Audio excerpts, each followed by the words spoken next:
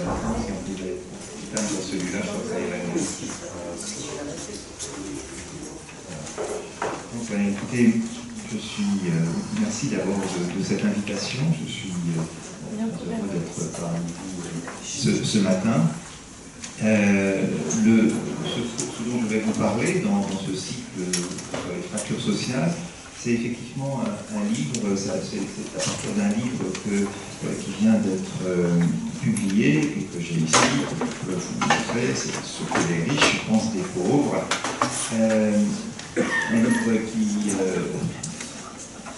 tout récent, sorti en septembre dernier au Seuil. Et je voudrais essayer de remettre la thématique de ce livre, bien sûr en relation avec les travaux que j'ai menés précédemment, et bien sûr en lien aussi avec le thème de votre cycle de conférences. Je vous expliquerai comment ce livre a été organisé, quels sont les résultats les plus saillants, et bien entendu, cela nous conduira à poser des questions sur l'évolution de notre société ou des sociétés modernes, et on pourra justement à travers ce livre se poser la question des conditions de possibilité de la solidarité et du lien social. Parce que c'est dans cet esprit-là que je voudrais réfléchir avec vous, et c'est la raison pour laquelle il est intéressant de prendre en compte ce que la vie ce que les riches pensent des pauvres. Alors, dans mes travaux précédents, j'avais beaucoup étudié les expériences vécues de la pauvreté. J'ai soutenu ma thèse à l'École des hautes études en 1988 sur le thème de la disqualification sociale. Et ensuite, je suis au CNRS et je suis aujourd'hui directeur d'études à l'École des hautes études en sciences sociales. Et j'ai réalisé pendant plusieurs années beaucoup de travaux comparatifs sur la pauvreté et sur aussi le lien social. Et en fait, ce livre s'inscrit dans le prolongement de cette réflexion. Tout d'abord, la question de la disqualification sociale, telle que je la posais dans les années 80, permettait justement d'aborder déjà la question des fractures sociales. Ce qui m'intéressait, ce n'était pas l'étude des pauvres en tant que telle, il ne s'agissait pas simplement de décrire les conditions de vie des pauvres, mais d'analyser véritablement les liens qui les rattachent ou les ruptures de liens dont ils font, les liens qui les rattachent à d'autres groupes et à la société, et les ruptures des liens sociaux qui caractérisent leur situation concrète. Et donc cette approche en termes de lien social est celle qui a nourri toute ma réflexion de chercheur, et la façon d'aborder la question, c'était de prendre en compte justement comment cette catégorie des pauvres est construite dans notre société. En fait, on peut se rendre compte très vite que dans toute société, on définit qui sont les pauvres. Il y a une définition implicite de la pauvreté dans toutes les sociétés. On pourrait même se demander, dans une certaine mesure, pourquoi on a besoin de construire la catégorie des pauvres. En tout cas, on l'a construit dans toutes les sociétés, mais on l'a construit de façon différente. Et le sens de la pauvreté varie d'une société à l'autre. Et moi, j'ai vraiment beaucoup travaillé sur cette question, à la fois des représentations sociales de la pauvreté et en même temps les expériences vécues de ceux qui sont considérés comme pauvres dans ces différentes sociétés. J'ai commencé à travailler sur la France et en particulier sur la Bretagne. Ma thèse, c'était sur la disqualification sociale, c'était dans les années 80. Une enquête réalisée en 86-87 pour une soutenance de thèse en 1988, c'était dans la ville de Saint-Brieuc. Je suis originaire de la région, et donc j'avais réalisé cette enquête auprès des services d'action sociale. J'avais étudié les expériences vécues de toutes les personnes qui s'adressent aux services d'action sociale et qui sont donc identifiées comme des personnes en situation de pauvreté. On peut se demander à partir de quels critères on peut définir la pauvreté, à partir de quand on est pauvre véritablement. Alors, il y a plusieurs façons de définir la pauvreté, mais il y en a un en termes de statut social, un critère qui est véritablement sociologique, c'est à partir du moment où on est désigné comme tel, et on est désigné comme tel à partir du moment où son statut social dépend en grande partie des revenus tirés de l'action sociale, des services d'action sociale. Et je m'inspirais pour définir ce cadre d'une définition de Georges Simmel, qui est un sociologue allemand, sociologue et philosophe allemand du début du siècle, qui avait écrit un petit ouvrage sur les pauvres, et qui, à l'époque, n'était pas traduit en français. Il a été traduit par la suite, justement, et j'ai fait une introduction à ce petit ouvrage qui est vraiment tout à fait intéressant pour justement sentir ce que c'est véritablement la catégorie des pauvres, comment elle évolue, et dans les sociétés modernes. Et pour Simmel, c'était bien à partir de la catégorie des assistés que se définissait la catégorie des pauvres. Et on peut voir d'ailleurs dans l'approche de Simmel quelque chose de tout à fait intéressant. C'était un Allemand. Vous savez qu'en Allemagne, le système de protection sociale reposait sur les assurances sociales, sur le système bismarckien, et donc à son époque, les assurances sociales étaient déjà très développées. Mais il observait à son époque que, à côté de ces assurances sociales qui visaient finalement le plus grand nombre, c'était déjà une société salariale plus avancée encore en Allemagne que la France à cette époque, il existait à côté justement de tous ces salariés assurés sociaux une catégorie des assistés, une catégorie qui ne relevait pas justement de ce statut de salarié assisté, qui relevait d'une sorte de protection sociale globale. Et on avait donc toute une frange résiduelle de la population qui était finalement traitée à travers les mécanismes de l'assistance. Et donc pour Simmel, qui à cette époque, il remarquait que finalement les pauvres, c'était ceux qui avaient ce statut d'assisté, et il disait finalement la pauvreté, c'est finalement être pauvre et rien que pauvre. C'est-à-dire à partir du moment où il n'y a pas d'autre statut social pour être reconnu dans la société que le statut de pauvre tel qu'il est défini dans la société par ces mécanismes d'assistance. Alors, ce qui m'a donc intéressé en suivant cette perspective dans les années 80, c'était de voir que finalement, les pauvres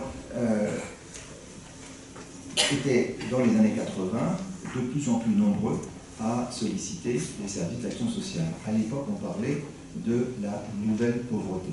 On parle aujourd'hui beaucoup de la nouvelle pauvreté, c'est passé de mode, mais à l'époque, dans les années 80, on parlait des nouveaux pauvres, de la nouvelle pauvreté. Et tout simplement parce qu'on était inquiet de voir une montée comme ça de la population qui s'adressait aux services d'action sociale pour obtenir des aides. Et on voyait bien qu'il s'agissait là d'une population qui n'était pas prise en charge au titre de la protection sociale ordinaire, et qu'il fallait donc traiter cette population-là comme une population sortant des mailles du filet de protection sociale.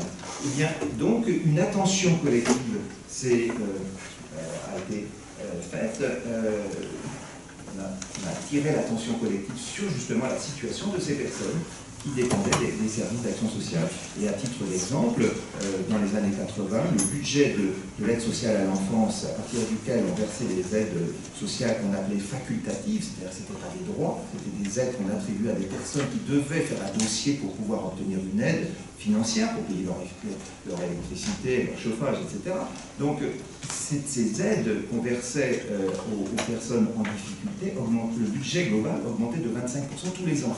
Donc on voyait bien qu'on était dans un phénomène, et là on voyait, à travers, quand on regardait bien les statistiques, on s'apercevait que c'était des personnes qui n'étaient pas connues des services d'action sociale auparavant. Donc on avait véritablement un phénomène nouveau qui attirait l'attention, bien sûr, des élus qui avaient à gérer ce budget, à l'échelon du département, mais aussi à l'échelon de la ville, mais notamment en plus de l'aide sociale à l'enfance, il y avait les aides du centre de protection sociale, bien sûr, et tout cela faisait des aides, des dossiers pour donner des aides financières, des aides diverses à ces personnes touchées par ce phénomène. Alors, à l'époque, donc, j'ai adopté une approche compréhensive, c'est-à-dire que j'ai essayé de comprendre ce que représente le fait d'être obligé d'aller vers les services d'action sociale pour survivre. Qu'est-ce que c'est qu'est-ce que ça représente comme coût symbolique? Et donc, je me suis intéressé à cette expérience vécue et j'ai défini à partir de là le concept de disqualification sociale. Mais vous voyez bien que ce qui était important à cette époque, c'était d'analyser, et cette approche, je l'ai poursuivie par la suite, c'était finalement d'étudier les relations d'interdépendance entre cette catégorie construite institutionnellement et socialement et les autres couches de la population et la société dans son ensemble. Donc la question, c'est l'attachement. Comment est-on attaché à la société et comment on en est aussi détaché? Alors, la disqualification sociale, c'est bien sûr de pouvoir... quand on est en situation de disqualification sociale, on dépend finalement de structures, on est dépendant de structures qui donnent des aides, et le plus souvent on en ressent d'ailleurs une profonde honte, parce qu'associé à ces aides, il y a une sorte d'étiquetage de la catégorie des assistés est une catégorie qui est humiliante, qui est stigmatisante, et donc les personnes qui sollicitent les services d'action sociale ont le plus souvent une identité qui devient progressivement négative. Ça marque les rapports à autrui parce qu'on est désigné dans la société comme un assisté. Et donc l'approche compréhensive permet de voir comment on est intégré par les aides et en même temps disqualifié. Parce qu'on n'est pas totalement exclu, parce que la société s'intéresse aux personnes qui sont en situation de grande pauvreté, mais en même temps, elle s'y intéresse, elle développe, elle met en place un certain nombre de dispositifs et d'aides. Quand je faisais cette enquête, on n'avait pas encore voté la loi sur le RMI, qui a été votée la même année que j'ai soutenu ma thèse, mais on voit très bien que c'est une certaine forme d'intégration qui repose sur un mécanisme particulier, qui n'est pas celui de l'intégration de la personne qui travaille, qui a un statut socio-professionnel, qui a des loisirs, qui a des avantages en termes de protection sociale, qui relève d'un comité d'entreprise, etc. On voit qu'il y a là une intégration qui passe par un biais qui est tout à fait différent de la plupart des autres personnes. Alors, ensuite, dans mes travaux, j'ai regardé comment justement on peut étudier ce phénomène dans différentes sociétés. J'ai publié ensuite un livre qui s'appelle « Les formes élémentaires de la pauvreté », qui analyse justement les variations qu'il peut y avoir d'une société à l'autre dans la façon donc de traiter la question de la pauvreté, et qui permet de voir aussi que le sens de la pauvreté varie d'une société à l'autre. Alors ce livre intervient finalement dans une perspective de recherche qui est finalement assez semblable, parce que la question principale, c'est toujours la question du lien social. C'est toujours la question du lien social. Qu'est-ce qui empêche finalement le lien social? Quels sont les obstacles à la mise en place de solidarité, de mécanismes de solidarité dans une société? Qu'est-ce qui va justement entraîner ces fractures que vous voulez étudier? Alors, l'idée est venue justement d'aller faire une enquête auprès des catégories sociales supérieures. Donc, allons voir finalement ce que les riches pensent des pauvres. Et curieusement, je me rendais compte quand je me suis lancé dans cette recherche, c'est qu'on connaissait plus la situation du 19e siècle sur la situation des riches que la situation contemporaine. Parce que finalement, quand on parle de ce sujet renvoie finalement à un livre très connu de l'historien Louis Chevalier, Classe laborieuse et classe dangereuse. C'est un livre qui porte sur la première moitié du 19e siècle.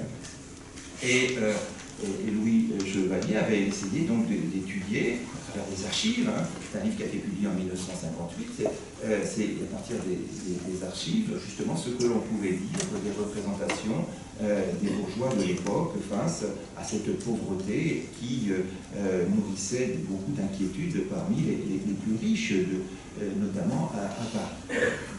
Alors on a voulu voulu reproduire avec mes 3 autres collègues une recherche s'inspirant justement de ce thème, des représentations de la pauvreté chez les riches. Mais l'objectif, vous voyez, ce n'est pas d'étudier non plus les riches en tant que tels, d'étudier les pratiques des riches, d'étudier les goûts des riches, parce que ça, on a quand même fait des études sur les goûts, les pratiques des riches, mais c'est plutôt d'étudier justement ce qui va relier les riches au reste de la société, à travers notamment le rapport que les riches peuvent entretenir avec les autres catégories de la population, et notamment à l'égard des pauvres. Quel est ce rapport spécifique des riches aux pauvres? Alors, pour l'étudier, on s'est dit il faut vraiment pouvoir faire des comparaisons. Après avoir étudié les formes élémentaires de la pauvreté, en faisant des comparaisons internationales, j'ai voulu effectivement essayer de poursuivre dans cette direction et d'étudier aussi cette question, non pas seulement à Paris, mais en prenant aussi d'autres points d'analyse et d'enquête. Et donc, nous avons retenu 3 métropoles, Paris, New Delhi et São Paulo. Donc, 3 pays, la France, l'Inde et le Brésil. Et pour pouvoir faire cette comparaison, on est obligé de comparer, de tenter de comparer des phénomènes comparables, effectivement. Donc, on était obligé de choisir des quartiers où on allait faire l'enquête, et donc nous avons décidé de faire l'enquête dans les quartiers les plus exclusifs, c'est-à-dire là où il y a la concentration la plus élevée de la richesse, là où il y a un entre-soi des riches qui, d'une certaine manière, est à l'opposé de toute idée de mixité sociale, des quartiers de grande exclusivité, de concentration, vraiment là où les riches vivent entre eux et repliés sur eux-mêmes et coupés le plus souvent du reste du monde. Donc, le choix, ça a été de prendre donc, ces quartiers, il y en a plusieurs dans la région parisienne.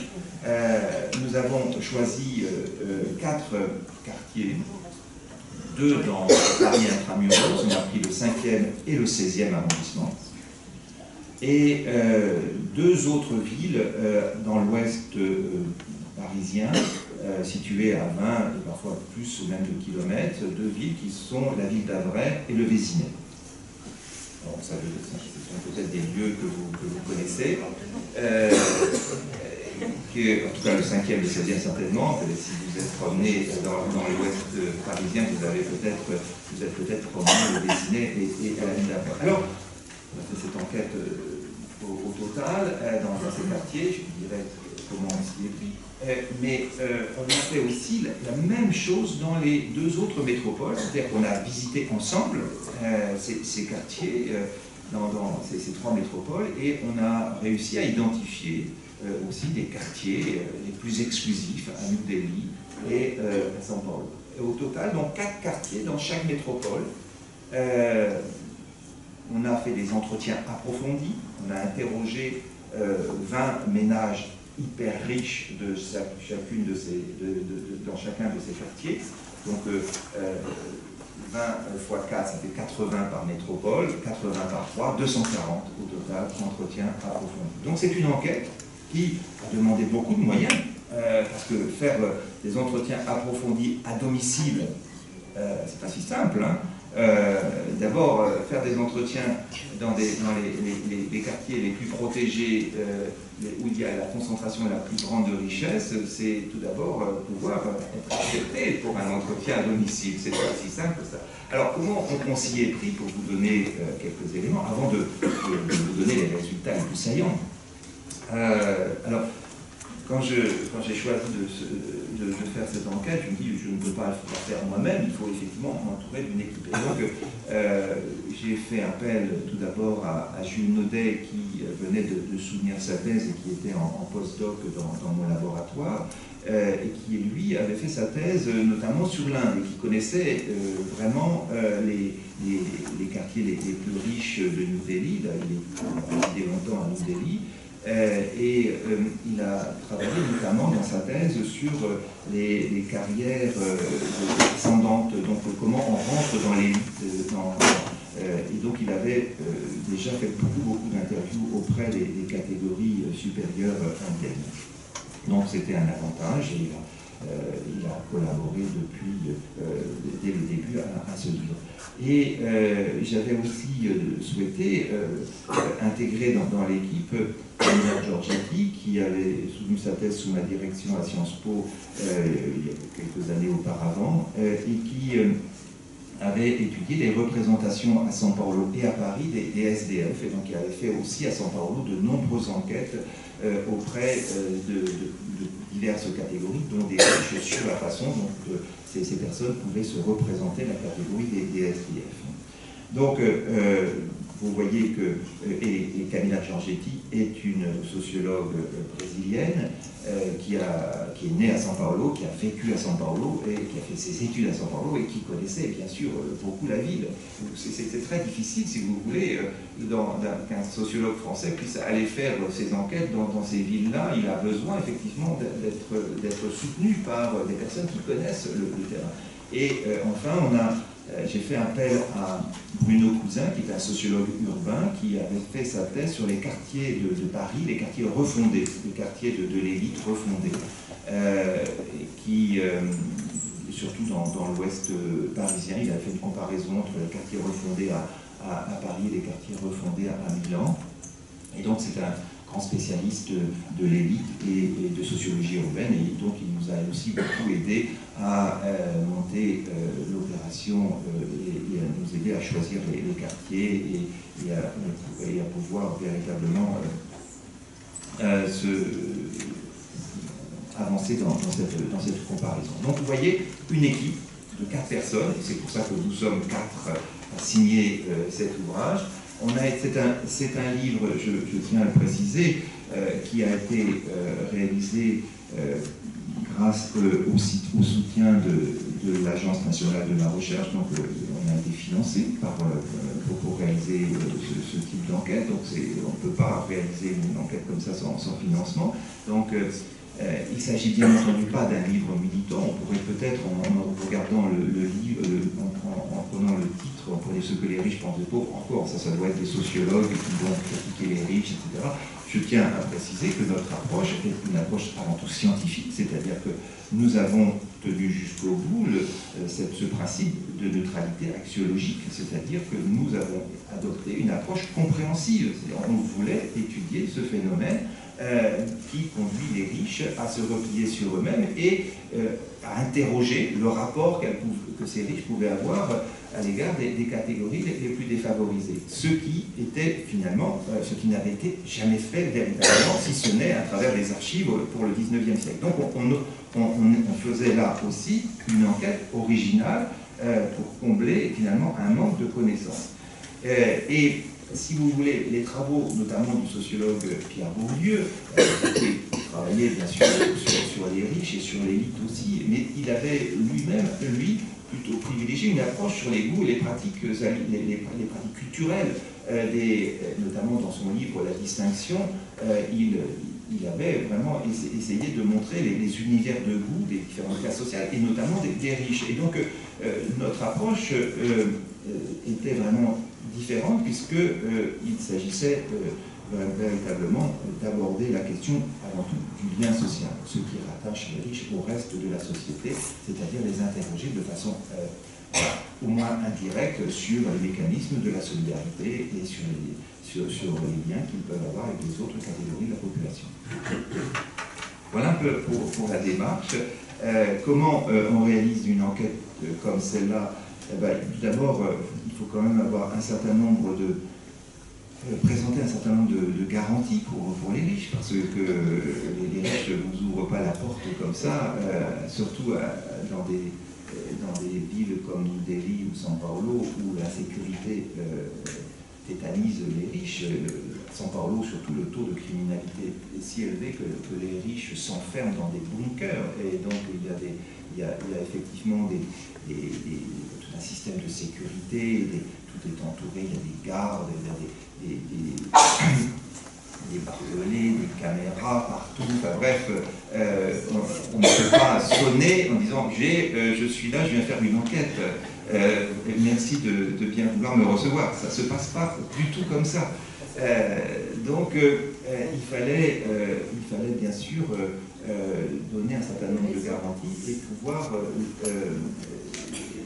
pouvoir donc valoriser notre enquête auprès de cette catégorie. Alors, à New Delhi, on a mis en avant, et à São Paulo aussi, le fait qu'on relevait dans notre centre de recherche d'organismes qui pouvaient avoir un certain prestige pour l'élite. En fait, l'élite française, elle est sensible aux grandes écoles. Or, on relevait de l'école des hautes études en sciences sociales, de l'ENS, du CNRS, autant de lieux symboliques pour pouvoir montrer quand même une certaine compétence, au moins intellectuelle, si ce n'est en termes de richesse, au moins on pouvait témoigner d'un certain capital culturel qui pouvait donner présenter un certain attrait pour les riches eux-mêmes. Et je crois que par exemple, l'école normale supérieure est connue aussi des élites indiennes et des élites de São Paulo. Donc on a joué beaucoup sur ce critère-là, donc pour se présenter comme des chercheurs qui relèvent d'institutions sérieuses. Et donc ça a été une première garantie. Mais il fallait bien sûr aussi avoir des adresses à São Paulo et à Delhi. En particulier, c'était certainement beaucoup plus difficile. Donc on a, à New Delhi, on a beaucoup utilisé le réseau que Jules Naudet avait déjà constitué. On a souvent obtenu des adresses par l'ambassade de France, qui a des liens avec l'élite indienne. Donc évidemment, ils nous ont ouvert des portes. Donc on a réussi comme ça à donner un caractère le plus officiel possible à cette enquête. Et à São Paulo, on avait quand même plus de difficultés parce que les sociologues sont très mal vus à São Paulo, parce que la sociologie est perçue forcément comme une sociologie de gauche, une sociologie marxiste qui inquiète bien sûr beaucoup l'élite. Alors on a joué beaucoup sur l'interconnaissance et sur le réseau de toutes les connaissances que pouvait avoir Camilla Giorgetti, qui a vécu à São Paulo depuis son enfance. Donc on a joué comme ça pour avoir presque par un mécanisme que les sociologues appellent le boule de neige, c'est-à-dire on a quelques contacts, et après, une fois que ça s'est bien passé, on demande de donner d'autres noms, mais on a constaté que quand même le phénomène boule de neige, ça ne marchait pas si bien que ça, parce que quand même l'élite se méfie tellement et n'a pas tellement envie de donner des noms comme ça à d'autres, à des chercheurs comme nous. Bon, voilà un petit peu le mécanisme de l'enquête, ce qui me conduit maintenant à mettre l'accent sur les résultats les plus saillants.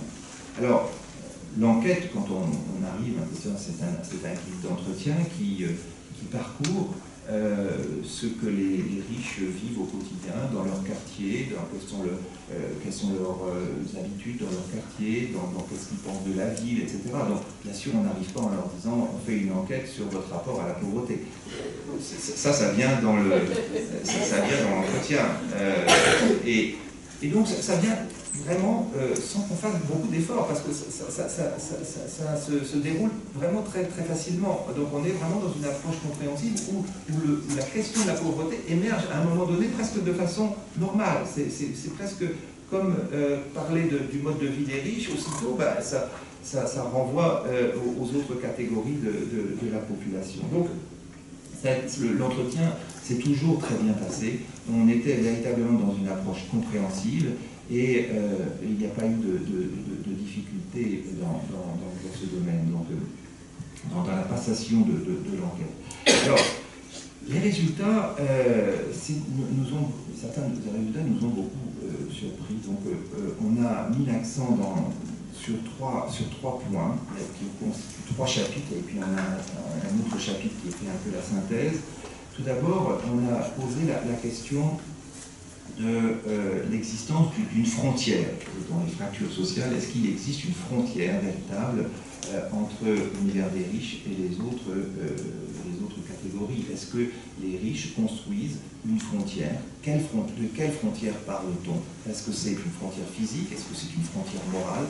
Et donc on a développé beaucoup cette question de la production d'un ordre moral supérieur par les riches, qui contribuent à ériger une frontière qu'on pourrait appeler une frontière morale. Alors je reviendrai sur ce plan-là, c'est-à-dire finalement ce qui se vit dans l'agrégation affinitaire et qui se traduit aussi par la mise à distance d'autres catégories sociales qui sont considérées comme ne pas du tout avoir de place dans cet univers de l'entre-soi. Donc ce mécanisme de l'agrégation affinitaire est associé à un mécanisme de répulsion, de distanciation vis-à-vis des autres catégories sociales.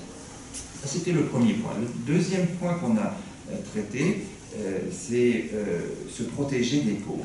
C'est un autre chapitre. Et donc, on a essayé de voir, d'analyser les peurs que suscite la présence des pauvres pour les riches. Alors, comment s'exprime ce caractère indésirable des pauvres? Parce que, effectivement, c'est ça qui ressort. Les pauvres constituent une catégorie indésirable. Donc, comment on peut mettre en quelque sorte ce caractère indésirable des pauvres en relation avec leur peur? De quelle peur s'agit-il? Dans quelle mesure on a peur des pauvres? Pourquoi on a peur des pauvres? Et on a insisté sur deux dimensions qui nourrissent, j'y reviendrai à chaque fois, c'est simplement pour vous montrer le cadre global pour le moment. On a mis en avant bien sûr la dangerosité des pauvres, la violence, les agressions, le cambriolage, bien sûr tout ce qui peut susciter de l'inquiétude quand on est très riche vis-à-vis des catégories sociales, autres, notamment donc les plus pauvres. Et puis quelque chose qui va vous paraître pour la France peut-être un peu surprenant, c'est en quoi les riches éprouvent aussi une répulsion physique à l'égard des pauvres, en quoi le contact avec des pauvres peut susciter une appréhension en termes de contamination. Est-ce que le contact physique avec les pauvres est quelque chose qui insupporte ou pas? Donc, bien sûr, les odeurs. Bien sûr, il y a la question des odeurs qui est abordée, l'odeur du pauvre qui incommode. Il y a le contact physique avec les pauvres dans les transports en commun, par exemple. Est-ce que l'on peut toucher une barre qui a été touchée par les pauvres quand on est dans le métro? Est-ce qu'on peut serrer la main d'un pauvre? Est-ce qu'on ne risque pas d'être contaminé des germes? Alors vous allez dire que ça paraît aujourd'hui un peu aberrant. On le retrouve très souvent. C'est revenu très souvent dans les entretiens. Être contaminé physiquement par les pauvres. Donc, la peur, c'est ça. C'est ce caractère indésirable du pauvre, la répulsion physique que l'on va éprouver à l'égard des pauvres.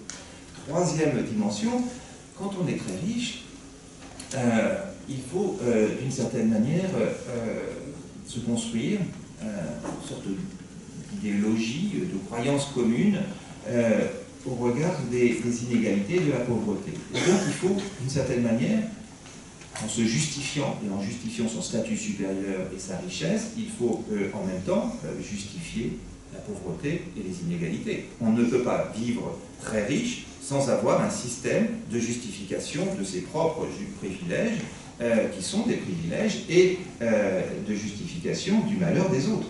Il faut donc non seulement ce système de justification va permettre de ne pas vivre avec la mauvaise conscience. En fait, ce qu'on a appelé, il s'agit d'un processus de justification qui correspond à un processus de neutralisation de la compassion.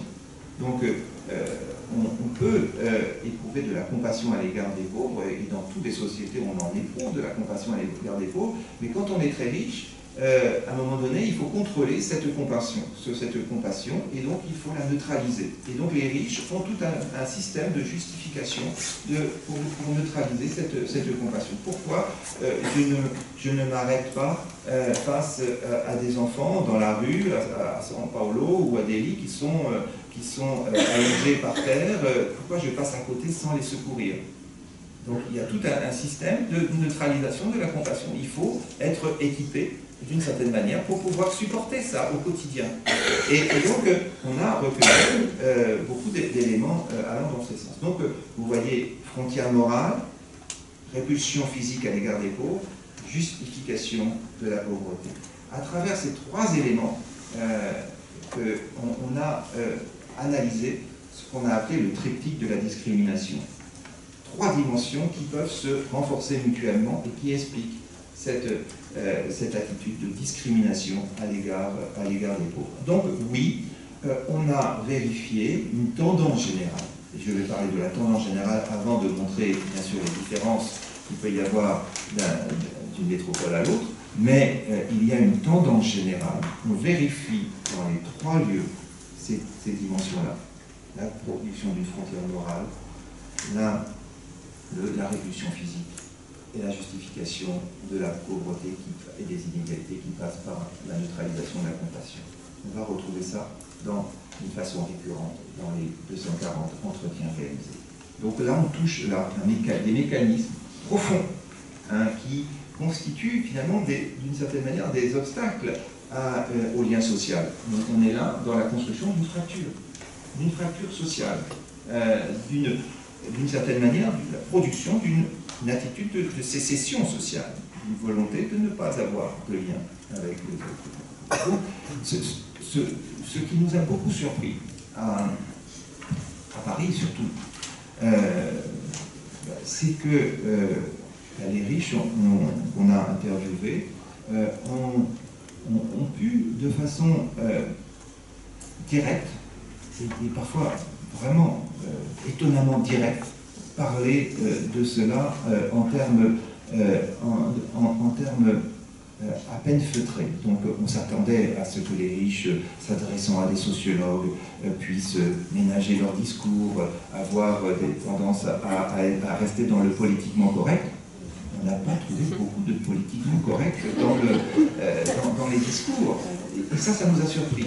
Et ce qui nous a beaucoup surpris, c'est une sorte de racialisation de la pauvreté, et une sorte d'inquiétude qui est liée à ce phénomène de l'envahissement par des étrangers ou par des gens qui n'ont pas la même couleur de la peau et qui viennent perturber notre univers. Donc, franchement, moi qui étudie ces questions-là depuis les années 80, je peux vous dire qu'il y a là une évolution qui est vraiment très inquiétante dans notre société aujourd'hui. Je n'ai jamais rencontré ce phénomène de façon aussi nette jusque-là. Donc il y a quelque chose qui se joue aujourd'hui à travers ça. Au moment où à travers ces représentations, au moment où on faisait l'enquête à Paris, il y a eu auparavant beaucoup de discussions, de débats autour des Roms. Et le Premier ministre de l'époque avait indiqué de façon nette que les Roms avaient pour vocation de retourner dans leur pays. Et cela a conduit véritablement à libérer la parole. C'est-à-dire, c'est comme si, d'une certaine manière, c'était performatif, c'est-à-dire ça vient d'en haut. Donc ça veut dire que si ça vient d'en haut, c'est que veut dire que ce racisme-là est acceptable. Ça veut dire qu'il y a quand même quelque chose qu'on ne peut pas accepter de la part des Roms. Et donc, bien sûr, on va partir de cas particuliers et on va généraliser à l'ensemble d'une population. C'est le mécanisme du racisme, c'est les bases même du racisme. Donc, on l'a retrouvé de façon très généralisée. Ça nous a vraiment beaucoup surpris. Alors, je reviens sur les 3 mécanismes, si vous voulez bien, parce que je montrerai à chaque fois ce qui varie d'une métropole à l'autre malgré tout, même si ces 3 mécanismes peuvent être considérés comme des mécanismes qu'on peut comprendre comme un tout, c'est-à-dire comme ce qui permet aujourd'hui de comprendre le phénomène de la discrimination et qui produit finalement ces fractures sociales dont on parle. La frontière morale. Alors, je parlais de la frontière morale. Quand j'ai présenté ce livre dernièrement dans une librairie à Bordeaux, et là il y avait un ancien magistrat qui me disait: mais ce dont vous parlez de frontière, pourquoi utiliser frontière morale? de mon point de vue, c'est une frontière immorale. Et alors, de la part de ce magistrat, j'ai trouvé que c'était vachement bien placé quand même. C'était quand même, ça m'a fait plaisir. Parce que, effectivement, frontière morale, c'est du point de vue des riches. C'est-à-dire que, de leur point de vue, cette frontière est morale parce qu'ils ont le sentiment de se sentir véritablement moralement supérieurs aux autres catégories. Donc, ils érigent un ordre moral qui considère complètement légitime, puisque caractérisant leur supériorité, je dirais, presque biologique, d'une certaine manière, par rapport aux autres catégories de la population. Et donc, ça se traduit par quoi? Ça se traduit par le fait qu'ils sont plus intelligents. Ils ont choisi de vivre dans un quartier pour justement pouvoir échanger les mêmes valeurs culturelles, les mêmes goûts bien sûr que les autres, que leurs voisins. Et cela se traduit par une certaine exigence morale en termes de vie quotidienne, donc de goût pour l'ordre, de goût pour l'idée que aussi on va transmettre la meilleure éducation possible à ces enfants, que si les enfants sont en contact avec d'autres couches de la population, forcément il y a un risque. Il y a un risque, c'est-à-dire qu'il risque d'être entraîné ou d'être contaminé par des valeurs qui ne sont pas celles auxquelles on se réfère. Donc on voit bien là qu'il y a l'idée d'une supériorité qui est à défendre, et qui est à défendre à tous les niveaux. C'est la raison pour laquelle on va contrôler les fréquentations de tous ces jeunes, on va les encadrer le plus possible pour qu'ils soient eux-mêmes en dehors de toute possible contamination par les autres couches de la population. Donc on est là dans un processus vraiment très net de constitution d'une frontière morale ou immorale selon le côté que l'on prend en compte. Et ça, on l'a retrouvé, alors là, je dirais, de façon vraiment équivalente dans les trois métropoles. Ça, c'est l'idée d'une supériorité morale sur les autres catégories. Ça, c'est quelque chose qui est vraiment partagé. Vraiment partagé. Et alors, ça peut varier un petit peu, vous allez me dire, quand même, est-ce que c'est la même chose dans le 5e et dans le 16e arrondissement? Oui, il y a des différences. Il y a quand même des différences entre le 5e et le 16e. En termes de concentration de la richesse, c'est à peu près équivalent. Mais il y a plus de professions intellectuelles supérieures dans le 5e, il y a plus de gens de gauche dans le 5e. Si vous regardez les élections, au premier tour de l'élection présidentielle, les résultats dans le 16e et dans le 5e, il y a quand même des différences. Dans le 16e, au premier tour, Fillon arrive à 60%. Dans le 5e, c'est quand même Macron qui arrive en premier. Donc, il y a des différences. Il y a des différences. Et donc, mais sur la conception même de l'idée d'être supérieur et de se protéger de toutes les influences négatives des autres quartiers environnants et de toutes les autres couches de la population qui ne partagent pas le même idéal et les mêmes valeurs morales, ça c'est quelque chose qu'on va retrouver partout. Alors, j'en viens maintenant à la deuxième dimension, c'est-à-dire le caractère indésirable des pauvres. Je regarde en même temps ma montre, je m'aperçois qu'il faut que je me détache un peu. Je suis un peu bavard, excusez-moi. Le caractère indésirable des pauvres. Alors, comment ça se manifeste? Il y a un quartier à San Paolo qui porte bien son nom, il s'appelle Higiénopolis. C'était un quartier qui a à peu près un siècle d'existence, qui un peu plus même, et qui à l'origine abritait toute la bourgeoisie du café.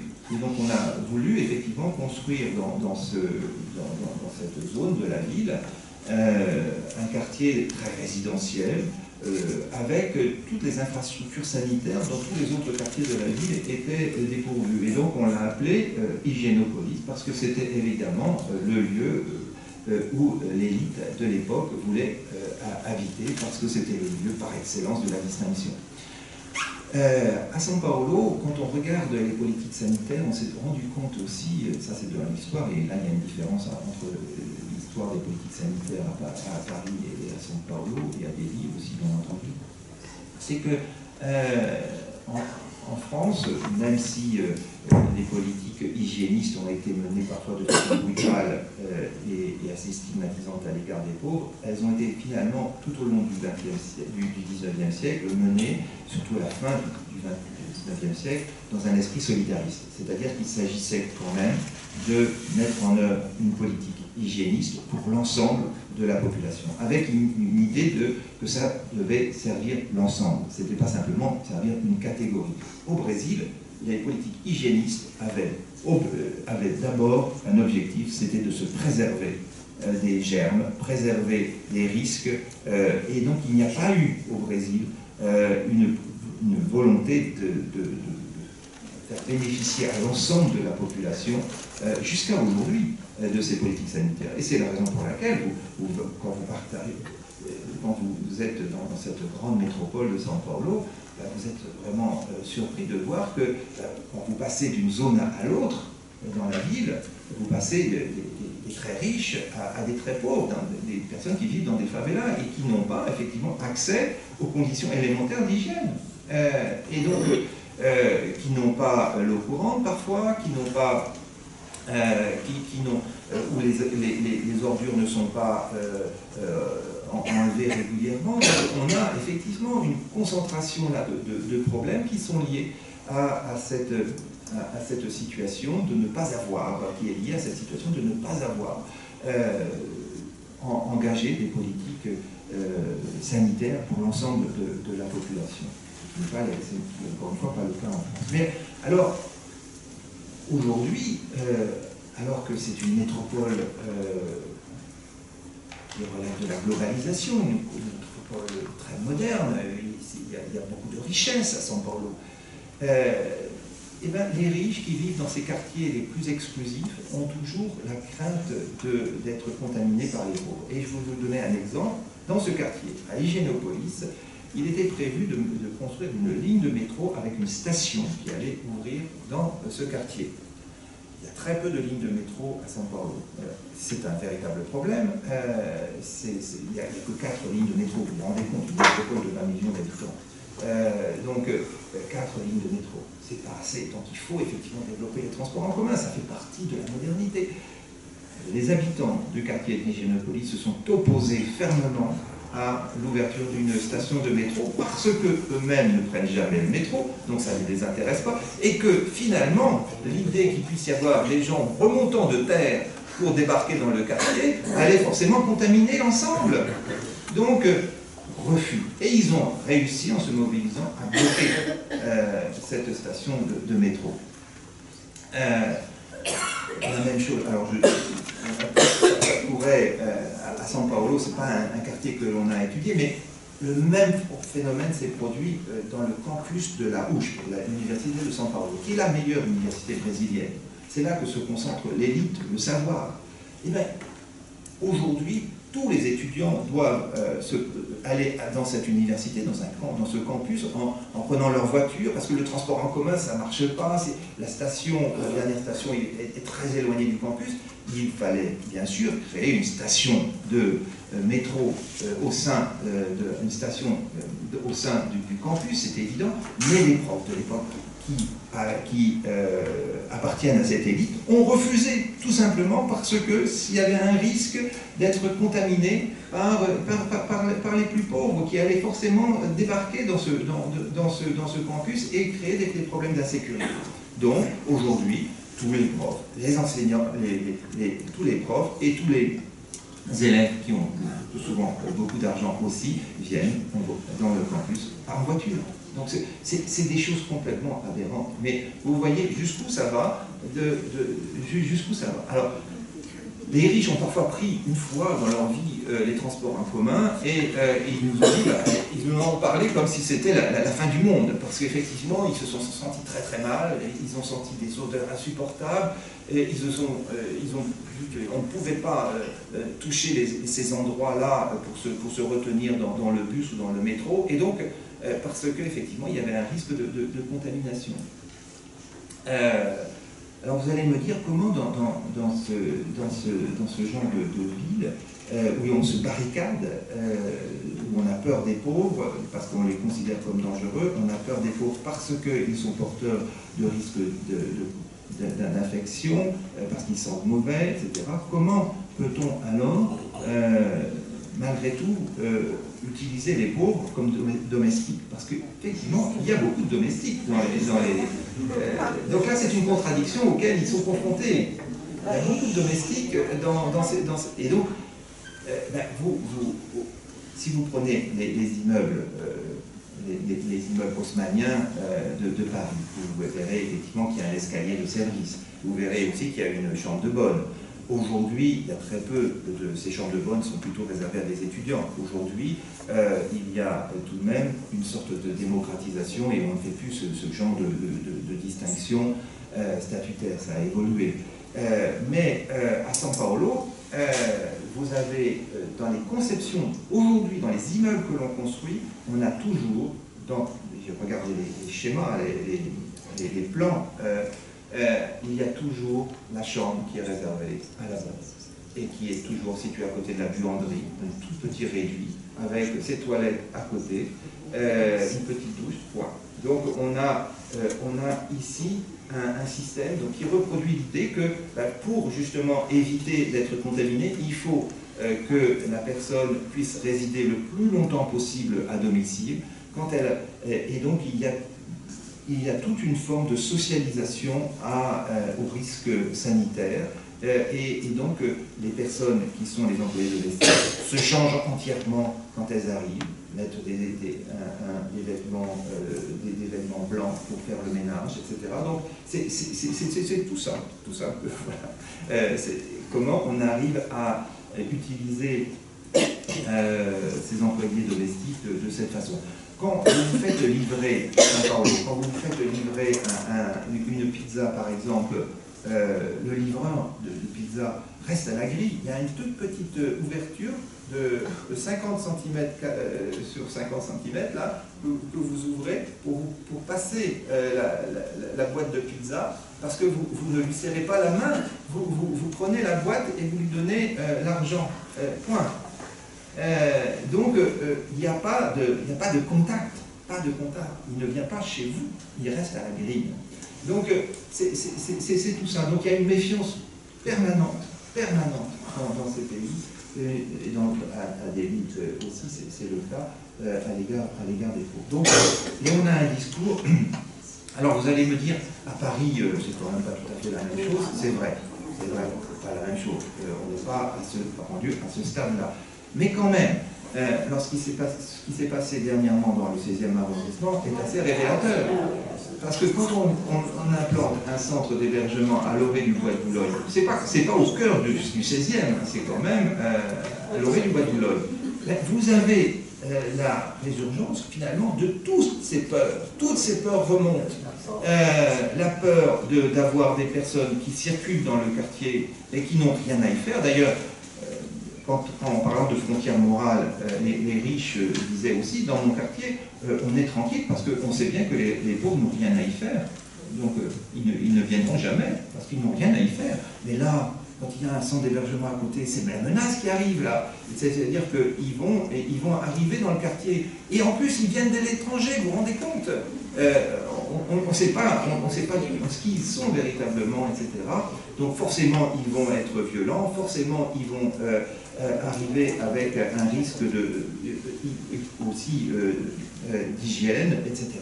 Donc on a une résurgence de ces peurs, qui sont là très très présentes. Alors maintenant, je reviens peut-être un tout petit peu sur la justification de la pauvreté. Il y a deux façons de justifier la pauvreté et les inégalités. et il peut y avoir des variations aussi selon les métropoles. Le premier consiste à naturaliser la pauvreté et les inégalités. C'est de considérer que finalement les pauvres sont naturellement inférieurs, sont culturellement bien sûr inférieurs, mais aussi intellectuellement ils ont moins de capacités. Ils ont moins de capacités que les autres, et c'est la raison pour laquelle ils sont pauvres. Et donc on n'a rien à faire, c'est la nature humaine qui fait qu'il y a des gens qui ont plus de capacités que d'autres. Donc c'est une sorte de conception tout à fait normale. En fait, d'une certaine manière, c'est plus tout à fait la même humanité. Il y a une humanité distincte. Parce que il y a ceux qui effectivement ont des capacités et ont vocation, en quelque sorte, à vivre de façon riche et avoir dans la richesse, et puis à créer des richesses, et puis ceux qui finalement n'ont pas d'autre solution que de rester pauvres toute leur vie. Donc ça c'est quelque chose qui apparaît, vous verrez les entretiens à New Delhi et à São Paulo, ça revient de façon très très nette, c'est-à-dire qu'il y a encore cette conception. On ne parlera jamais d'injustice. D'ailleurs, pour les 240 entretiens, même dans le 5e arrondissement, on ne parle pas beaucoup d'injustice. Hein. On peut parler des déterminismes sociaux de façon un peu... Mais l'injustice, ce n'est pas un mot qui revient.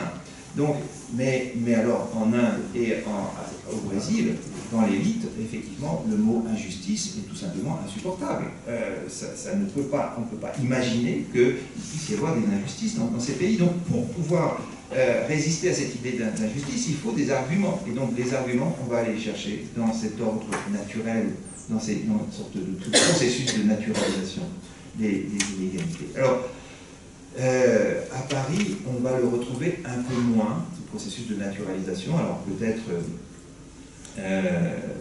peut-être effectivement que les riches ont fait quand même des études de sociologie, connaissent un peu les déterminismes sociaux malgré tout, je ne sais pas, mais en tout cas ça apparaît de façon quand même plus nette, mais alors il se rattrape très vite, et c'est là que c'est parfois un peu ambigu. Il se réfère à la notion de mérite, évidemment.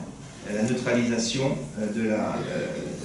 la neutralisation de la compassion passe par le mérite. C'est parce qu'effectivement, leur privilège est entièrement lié à leur mérite personnel. Alors ce qui est curieux, c'est que parfois quand ils sont arrière-petit-fils ou arrière-petit-fille d'une personne qui a fait fortune, c'est quand même, on se réfère toujours au mérite parce que c'est le mérite du grand-père ou l'arrière-grand-père qui a fait fortune. Donc, mais le mérite est quelque chose de très récurrent. Alors, il ne s'agit pas de remettre en question cette notion de mérite, il ne s'agit pas de dire qu'elle est invalide, au contraire, on a besoin de cette notion de mérite aussi. Il ne s'agit pas pour moi d'occulter et de nier ceci. Mais il y a une façon, tout de même, dans la façon dont on met en avant la notion de mérite, de retrouver parfois finalement des formes de naturalisation. Je m'explique. Parce que le mérite, c'est quand même le travail de ceux qui se sont donné beaucoup de peine pour réussir.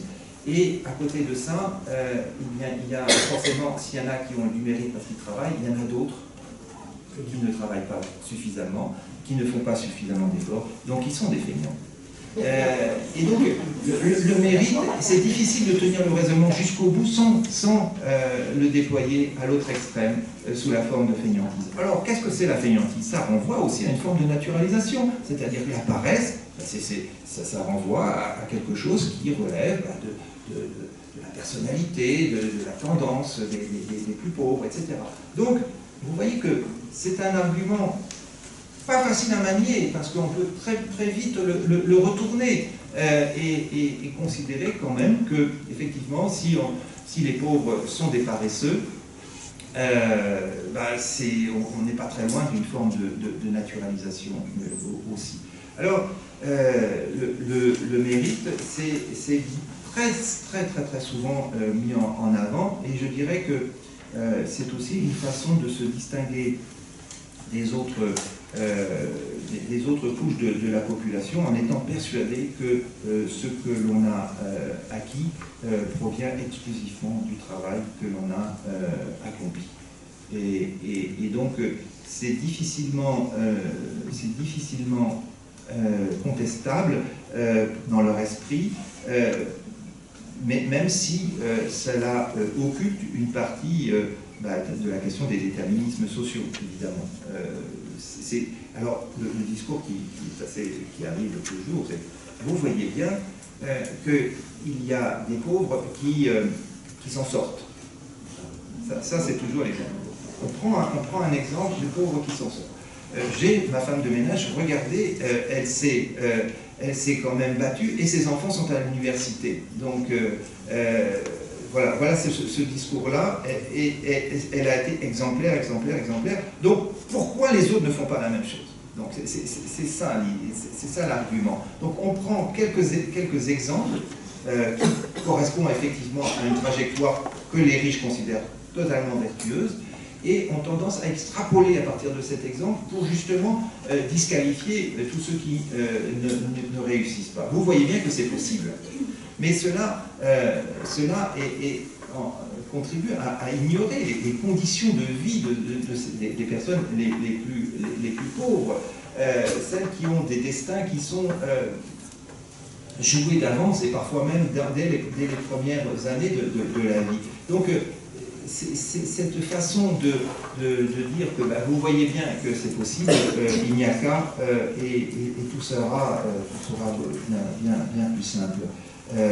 Donc, bon, je ne vais pas essayer de vous prouver qu'il y a des déterminismes sociaux, mais en tout cas, je voulais vous montrer l'argumentation.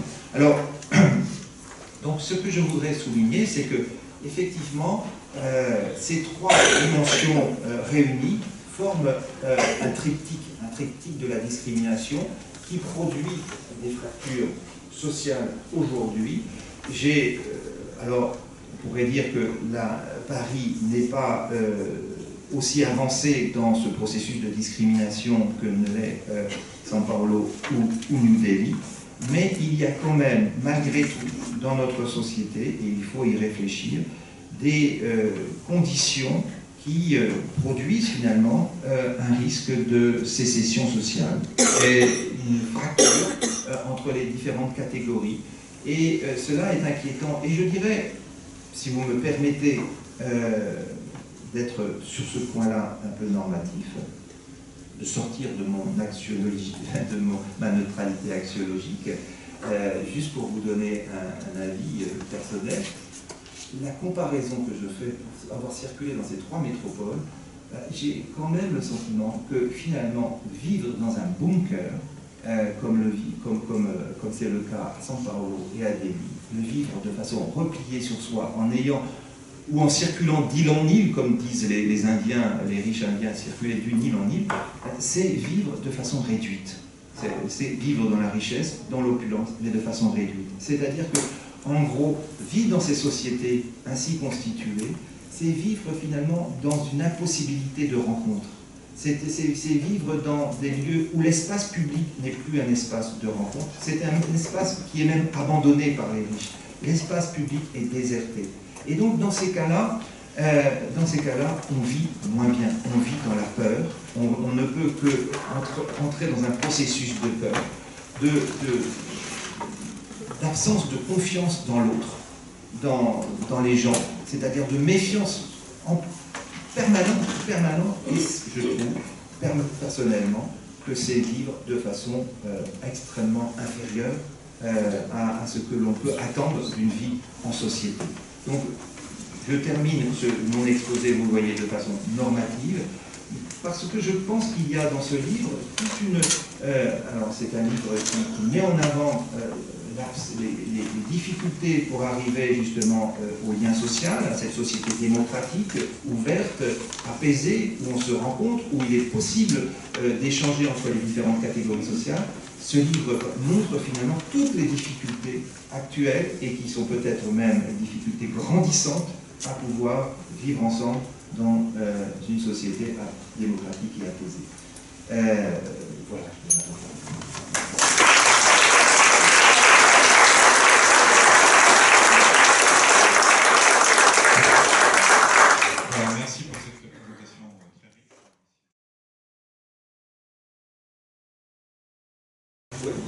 En 3-4 questions, et puis on peut prendre plusieurs ensuite.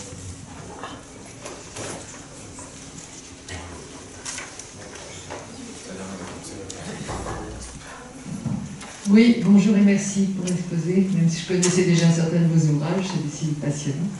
Je voulais vous demander ce que vous avez choisi comme définition des riches. Parce que quand on entendait les autres exposés sur la fracture sociale, ou quand on entend des exposés, tout souvent on nous parle, ce que je n'aime pas, puisque j'étais économiste, les salaires médians, les salaires moyens, etc., qui pour moi ne veulent pas dire grand-chose. Je préfère les catégories plus larges. Et malheureusement, quand on entend votre exposé, au moins sur la France, puisque je ne connais pas ni l'Inde ni Sao Paulo, j'ai le sentiment que ce qu'on appelle classe moyenne, c'est-à-dire, je ne parle pas des gens qui ont 20% de plus que le SMIC, mais les gens qui ont eu classe moyenne, les classes moyennes aisées, y compris dans nos relations, ces comportements en France se répandent, c'est-à-dire que bon voilà, on voit ceux qui ne veulent pas que leurs gosses aillent, dont les enfants vont encore à l'école publique et qui ne veulent pas que leurs gosses aillent au collège avec les enfants des quartiers quand par hasard l'éducation nationale essaye de faire de la mixité sociale. Ceux qui, anciens élèves d'ici et là qu'on a pu connaître, ont choisi de vivre en banlieue, je ne sais pas si c'est dans les banlieues où vous êtes, mais peut-être au Vésinet, dans des pavillons entourés de barrières avec machin, etc. Je ne parle même pas de ceux qui mettent 3 codes à Paris dans tous les quartiers pour pouvoir rentrer chez eux et que personne n'y rentre. Et j'ai l'impression qu'il y a une contamination qui dépasse la notion que moi, j'appellerais riche, quoi. Je ne sais pas si vous partagez ce sentiment. Bon, ça ne va pas jusqu'à l'hygiène, etc. mais les gens qui ne veulent pas rencontrer les autres, qui ont peur pour leurs enfants qu'ils aillent en vacances avec d'autres, etc., etc. Voilà. Alors, vous allez reconnaître mon accent, moi je suis québécois. Alors, moi j'admire vos travaux, je trouve ça bien d'avoir comparé trois villes comme ça. Je trouve que ça met en regardant d'autres sociétés, ça met des traits qu'on peut voir sur l'autre. Mon commentaire, ma question un peu, c'est sur la neutralité axiologique. Aussi, votre conférence s'appelle aussi réalité et représentation. Et c'est tout un terrain sur le plan de l'épistémologie, de savoir c'est quoi le réel. J'ai l'impression que les représentations ici, qui sont bien étudiées, nous montrent, ont une fonctionnalité. Moi je dirais même de domination. Je veux dire, si je vais sur le terrain de Bourdieu, tout ça, ça justifie une violence et tout ça. Et sur la frontière morale, moi je trouvais ça bien que monsieur qui est à Bordeaux, qui vous disait que c'est immoral, c'est une infériorité morale. Il y a comme en tout cas, quelqu'un regarde ça, mais peut-être que là, on le regarde comme gens qui ne font pas partie de ce milieu-là, mais on dit il y a vraiment des faiblesses et même un petit côté névrosé, de dire à Aide de ne pas toucher, ça frôle des problèmes de santé spirituelle, disons. Alors, c'est un peu ma question toute sur la neutralité axiologique. Moi, je me dis, je me sens plutôt un chercheur critique qui nous amène sans le nommer ainsi, mais il me semble que votre ouvrage fait une sociologie critique.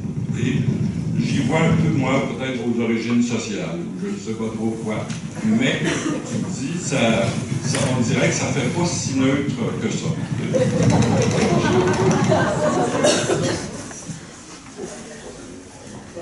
Je vais vous proposer un tout petit break technique, parce que c'est pas possible qu'on travaille qu'avec un seul micro.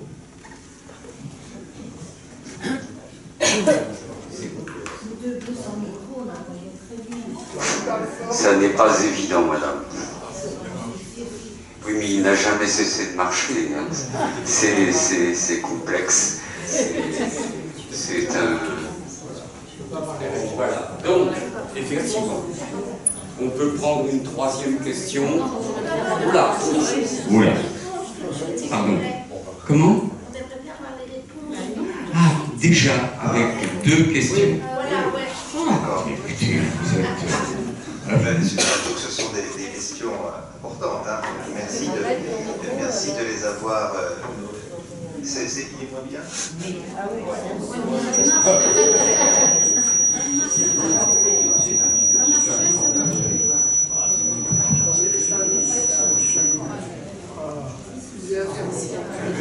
Allumer ça.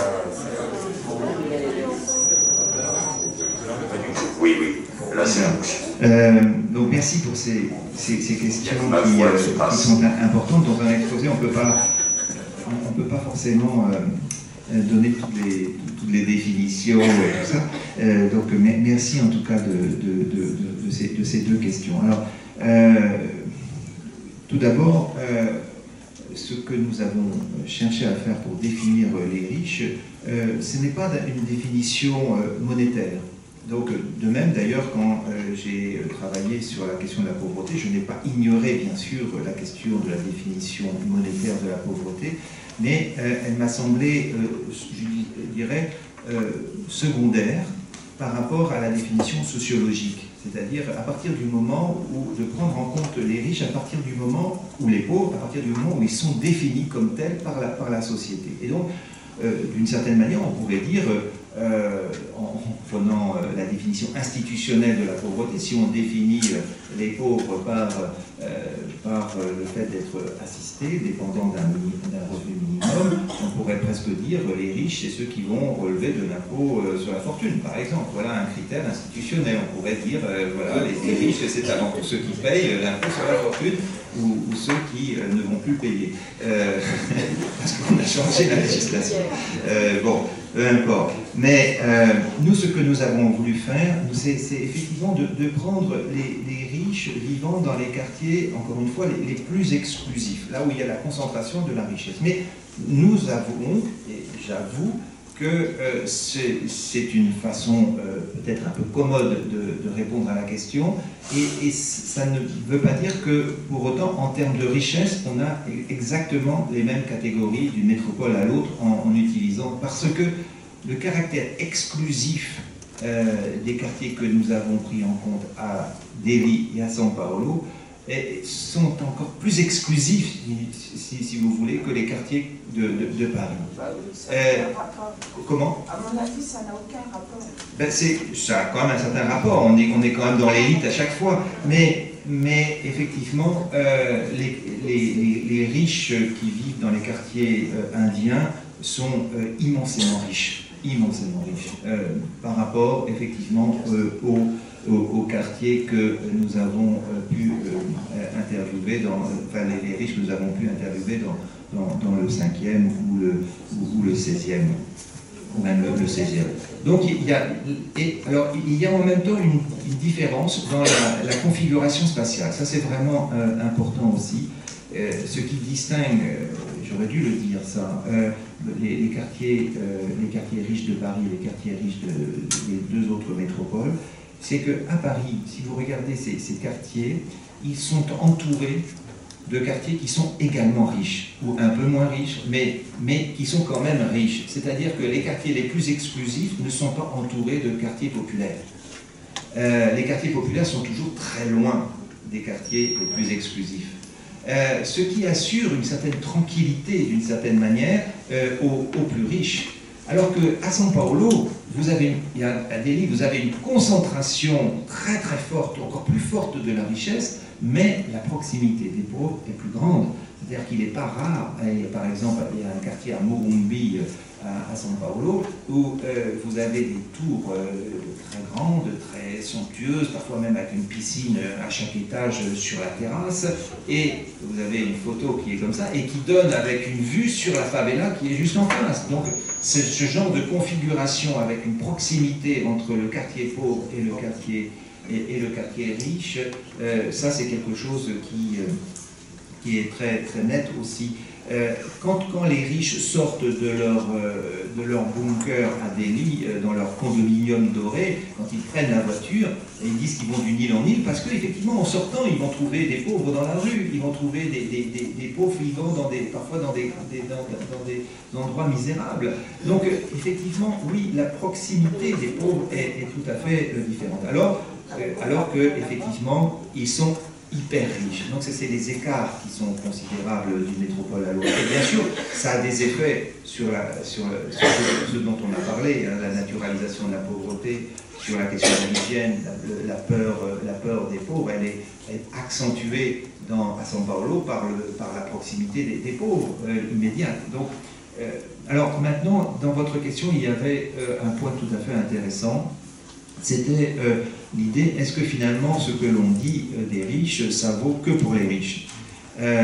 Ça ne vaut, est-ce que finalement c'est pas ce qui va se décliner de façon plutôt généralisée dans d'autres couches de la population? Alors évidemment, quand on s'adresse à des classes moyennes, le besoin de justifier ses privilèges est moindre que quand on est très riche. Effectivement, donc là il y a quand même la justification de la pauvreté et des inégalités va être probablement différente. Mais les peurs de l'autre, c'est pas simplement effectivement dans les catégories les plus riches qu'on va les retrouver. Je crois que j'utilise souvent l'idée d'avoir pris dans notre quartier l'idée d'avoir utilisé une loupe.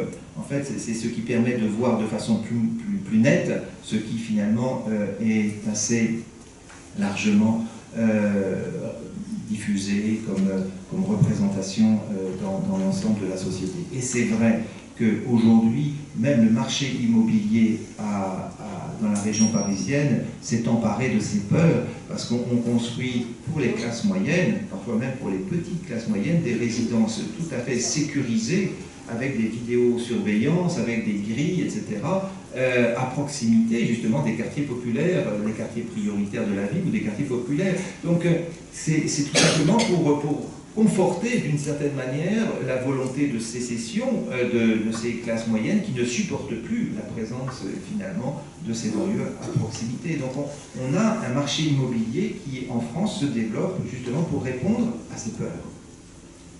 Et regardez chez les agents immobiliers ce que l'on met comme critère pour vendre ce type de résidence: la tranquillité, la sécurité, le bien-être, etc.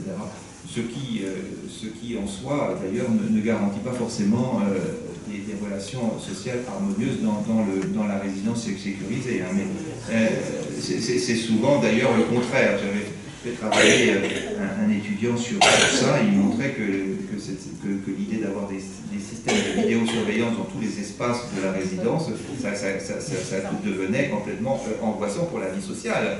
C'est-à-dire que chaque fois qu'on se promène, on sait qu'on peut être vu par tout le monde de leur propre... quand on se promène à la résidence, on est filmé en permanence. Ce qui quand même est une atteinte à la liberté. Bon, donc...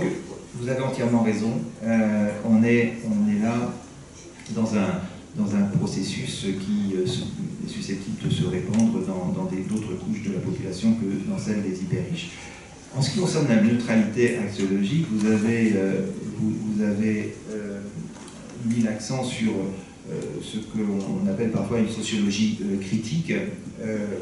La sociologie est de toute façon critique très souvent, parce qu'effectivement, elle dévoile une réalité et des mécanismes sociaux qui sont parfois ignorés, invisibles. Donc en mettant l'accent par ces enquêtes sur cette réalité, par le fait même du dévoilement que permet la sociologie, elle porte un regard presque inévitablement critique sur un certain nombre et vous avez vu en même temps, je n'ai pas caché d'être à la fin de mon exposé, d'avoir manifesté effectivement moi aussi une certaine inquiétude à l'égard de ce qui se passe dans notre société. Et ce que je voulais dire, c'est qu'au moment de faire l'enquête, malgré tout, on est ce que l'on est. Évidemment, on a chacun sa propre trajectoire. Mais je dirais que nous ne sommes pas d'ailleurs, même dans l'équipe, en termes d'origine sociale, tout à fait les mêmes. Hein.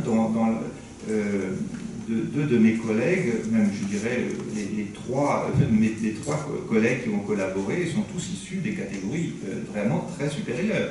Donc ils ne sont pas là. C'est certainement moi qui suis originaire d'un milieu beaucoup plus modeste, donc par rapport à mes trois autres collègues. Donc il n'y a pas là d'effet direct entre le choix du sujet et l'origine sociale.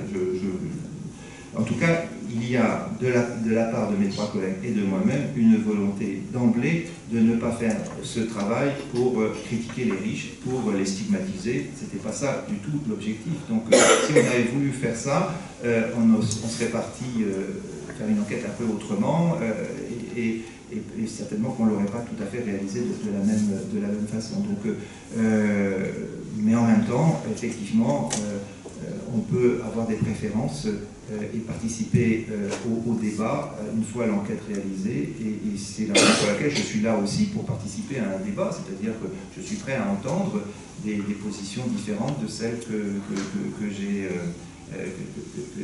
avancées.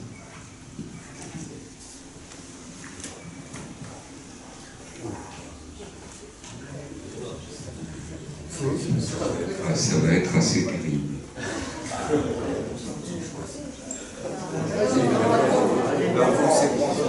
Pas forcément les gens qui sont devant.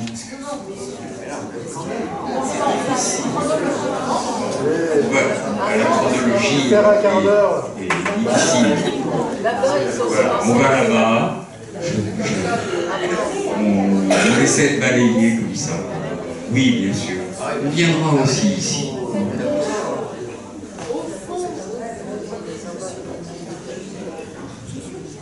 Ma question, elle est sur l'éventuelle nouveauté, non pas des résultats de votre enquête, mais par rapport à ce qu'il y a eu avant. Vous avez évoqué Chevalier, donc le 19e siècle. Moi, je pense quand même, j'ai lu des travaux sur les années 30 et sur le Front populaire, sur les réactions des riches au moment de l'arrivée des congés payés. Donc le refus physique, ça a été étudié, ça je peux donner la référence, sur le refus physique des riches, des 36-39, des sans-familles, de voir arriver sur des plages qui leur étaient réservées, le populo, comme on disait à l'époque, pas trop les pauvres, le langage était moins, pas tout à fait exactement le même, mais plutôt voir arriver le populo du Front populaire sur les plages, et un refus absolument physique qui s'est produit. Donc, je me demande, moi, dans ce que vous avez dit, j'ai pas l'impression, mais peut-être je me trompe, hein, qu'il y ait quelque chose de très fondamentalement différent, sinon un retour en arrière plutôt, par rapport au 19e siècle ou encore les années 30. Voilà, les années 30 du 20e siècle.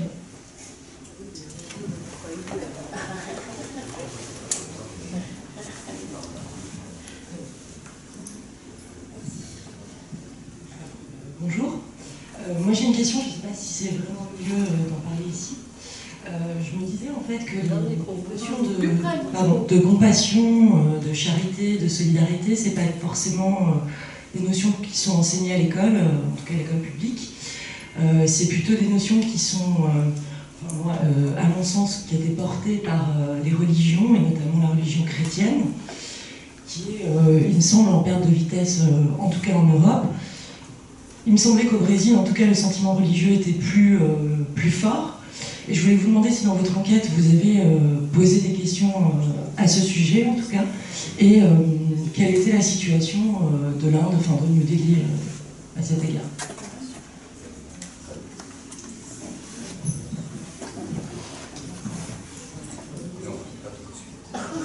Bonjour, moi c'est simplement une définition. Par un moment donné, vous avez parlé de quartier refondé. Lorsque vous avez parlé de Paris, quartier 16e.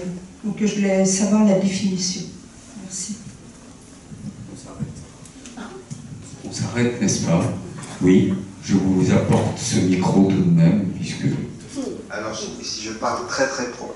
Ça va. Le micro, ça va? Oui, ça va. On va voir. Ça va? Oui. Bon, alors, merci en tout cas pour cet éclairage historique complémentaire sur le Front populaire, sur le populo sur les plages.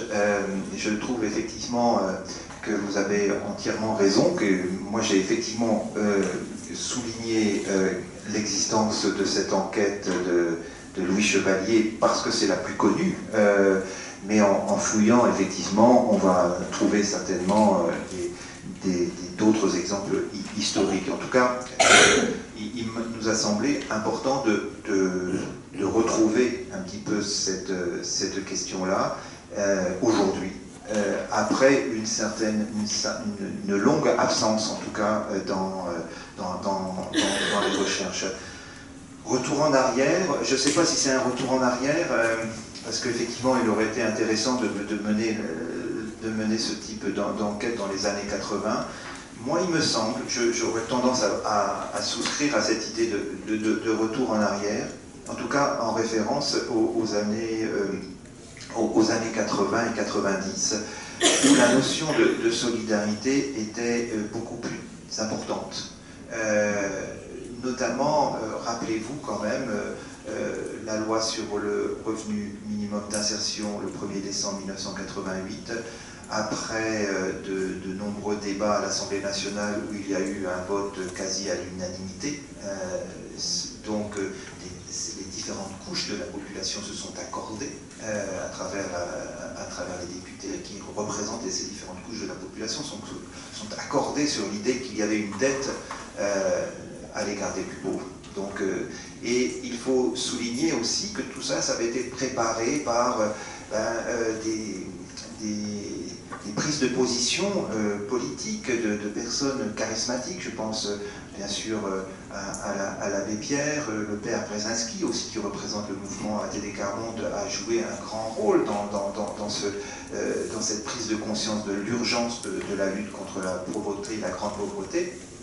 En 1987, il y a eu un rapport du père Brzezinski au Conseil économique et social sur la lutte contre la grande pauvreté et la précarité économique et sociale. Et donc tout ça, ça a joué. Et même ce thème est resté très présent dans les années 90. On a voté en 98 une grande loi contre les exclusions. Donc il y avait là donc une sorte d'acceptation du principe de la solidarité, qui me semble avoir été déjà commencé à s'effriter dans la première décennie de 2000. En 2007, au moment de l'élection de Nicolas Sarkozy à la présidence, il y avait là des attaques frontales contre l'assistance. On a commencé à parler des escrocs de l'assistance, de généraliser sur les fraudeurs, etc. Bon, ça a commencé comme ça, et je dirais qu'il y a eu peut-être un moment d'atténuation quand la France est rentrée avec les autres pays dans la crise de 2008, mais on est dans une phase aujourd'hui de reflux du sentiment du principe de solidarité dans notre société. Et je dirais que ce qui me touche beaucoup, on est dans un processus aujourd'hui que je n'ai absolument pas connu dans les années 80-90, qui est de la valorisation de la richesse. Donc ça me semble être quand même quelque chose de nouveau, qui montre effectivement qu'il y a peut-être là quand même quelque chose qui relève d'un retour en arrière. Alors, la question, vous avez entièrement raison, vous parlez de l'éducation et le fondateur de la sociologie française, Émile Durkheim, a écrit un livre très important qui s'appelle L'éducation morale. Et c'est un livre qui s'adresse aux professeurs des écoles, où il disait que finalement le plus important dans la transmission, c'était de transmettre des valeurs aux enfants, de transmettre le savoir bien sûr, mais aussi des valeurs. Et parmi ces valeurs, il y avait l'attachement au groupe. Relisez, l'attachement au groupe. il mettait l'accent sur le fait que finalement les individus doivent être socialisés à cet attachement, c'est-à-dire d'être encouragés à se fondre dans des groupes aussi divers que possible, pour justement avoir le sentiment de la cohésion et d'apprendre ça à l'école.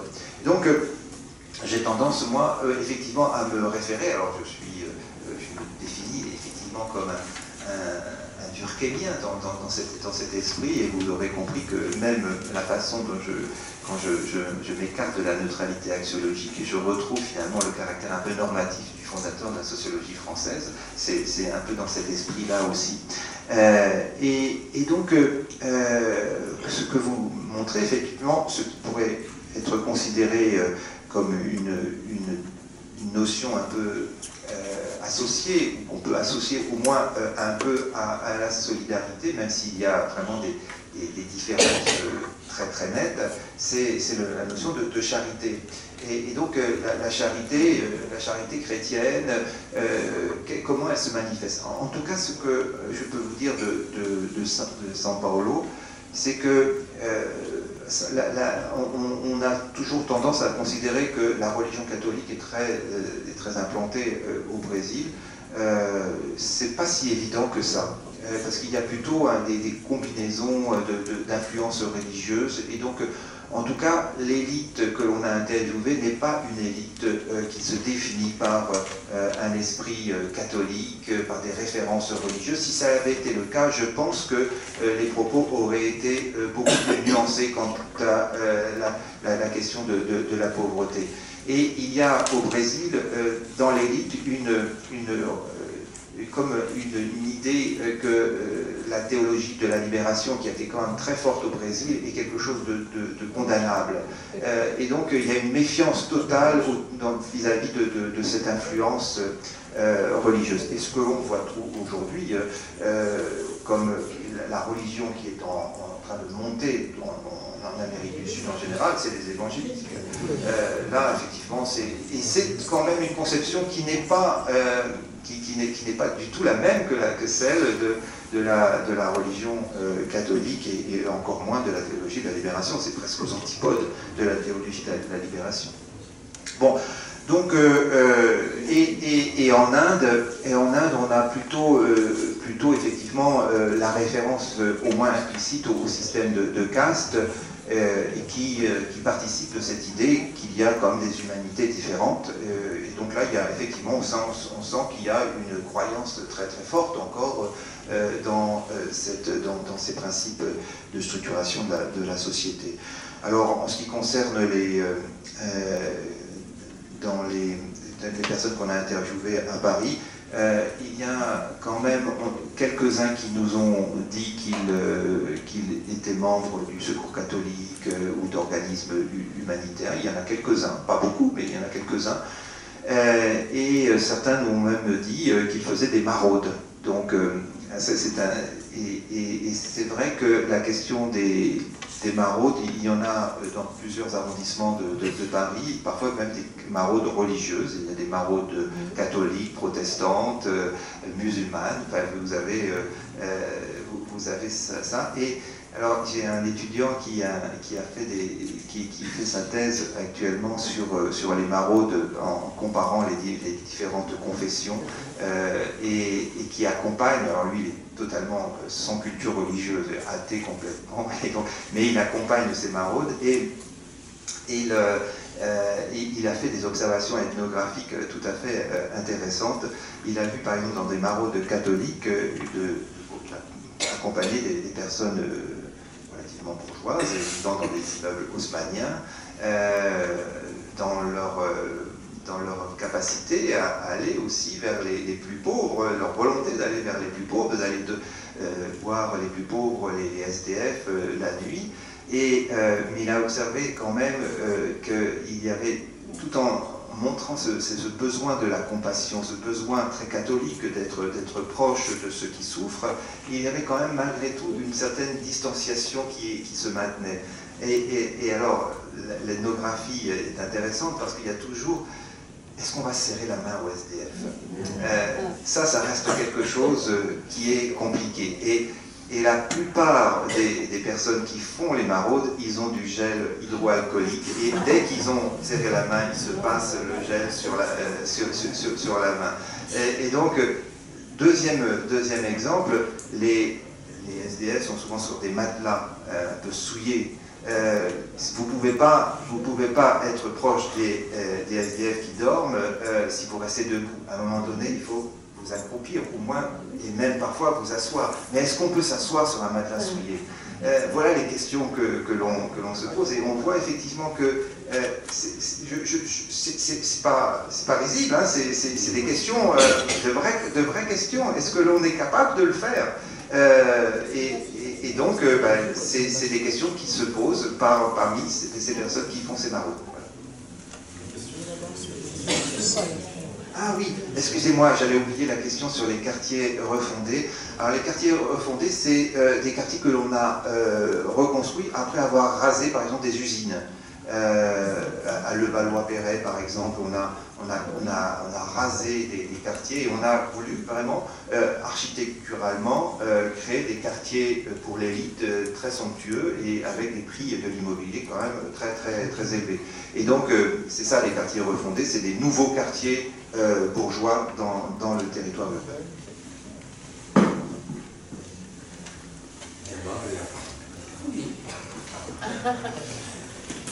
Pendant qu'on fait l'enquête, je vais vous apporter une précision.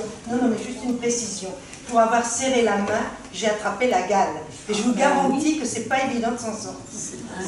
Et je me demande comment font les SDF quand ils ont la gale, parce que ça demande, c'est d'une contrainte incroyable. Bon, merci. Je crois que vous avez effectivement tout à l'heure répondu. Je crois que vous avez répondu. Alors là, non. Non, alors, je crois que vous avez répondu. Non, vous devez pouvoir ne toucher à rien. Voilà. Mettez-vous dans l'axe. Voilà. Alors, ça va? Non. Non, pas encore. L'axe. Alors, ça va? Question. Et si bien vous avez dit, de voir, ça peut être.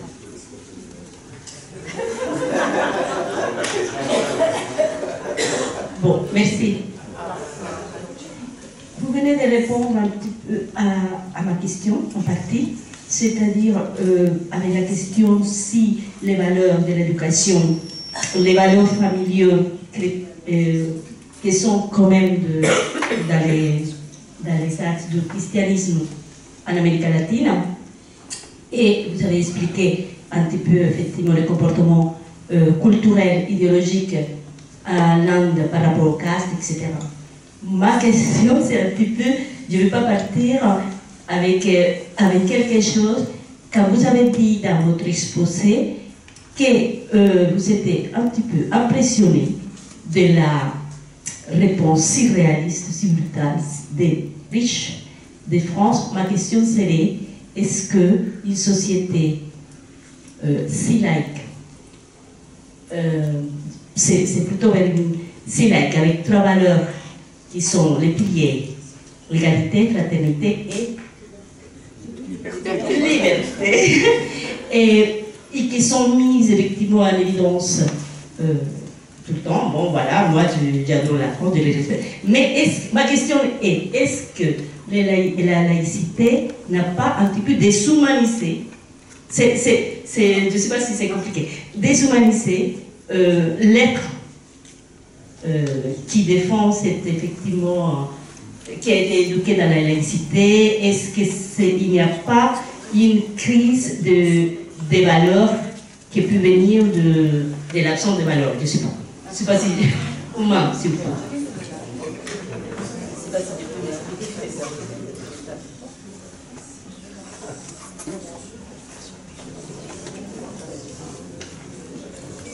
J'arrive. Alors, monsieur de Voilà, il ne faut pas appuyer sur le petit bouton. Bonjour. En fait, vous avez décrit l'aristocratie consanguine d'avant même la Révolution. Les ultra riches qui voient qu'eux-mêmes, ils sont entre eux. Et quand les pauvres qui côtoient, enfin, quand c'est les pauvres qui contrôlent, c'est-à-dire les domestiques, les chauffeurs, les prostituées de luxe, et puis voilà, c'est tout. Et puis le reste, bon, mais en ce qui concerne la manifestation de la peur des riches, enfin des ultra-riches, parce que là vous avez décrit les ultra-riches, moi je suis assez d'accord avec la dame, la première qui est parlé. C'est-à-dire que moi ce qui m'inquiète le plus, enfin bon, j'ai le droit de prendre une position, hein, c'est effectivement la peur des pauvres et des exclus, mais qui ne s'expriment pas tellement dans le 5e ou dans le 16e arrondissement, puisqu'après tout, ils votent Macron, ou ils s'en foutent jamais, des pauvres, ou alors, bon, c'est des pauvres contrôlés, mais c'est plutôt dans les quartiers, certains quartiers populaires, dans les classes fragilisées, où là, ils votent contre les pauvres, d'une certaine manière, c'est-à-dire les exclus, contre les assistés, bon, bref, ils votent pour le Front National. C'est pas dans les quartiers bourgeois, ou même à Paris, qu'on vote pour le Front National, c'est très peu, très peu. Statistiquement, c'est plutôt dans des quartiers fragilisés, populaires, où là, effectivement, le pauvre est d'autant plus dangereux qu'il est tout proche, quoi. Tandis que quand on est très riche, les pauvres, on les côtoie jamais, on s'en fout. Ils sont dans des yachts, des jets, etc.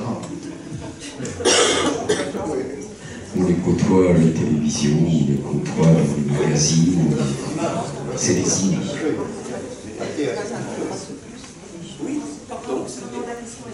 La question a été abordée. Voilà quelqu'un qui profite de son droit de retrait. Mais vous avez le droit de poser des questions, bien sûr.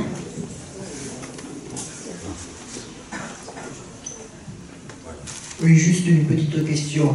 Ne pensez-vous pas que dans la métaphore utilisée par notre président de la République concernant le premier de cordée, il n'y a pas une forme de justificatif d'un ordre social naturel?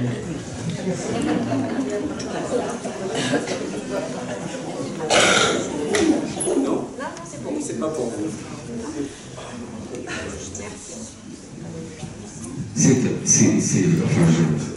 C'est aussi un très beau livre qui, pour moi, a été constitutif d'un certain nombre de prises de conscience sur l'effort. Et bon, je pense qu'il était assez réac, M. Frison-Roche, mais en même temps, ce monde de la montagne, du dépassement, bah oui, c'est aussi une valeur, je sais pas, voilà. Petit sentiment personnel. À vous.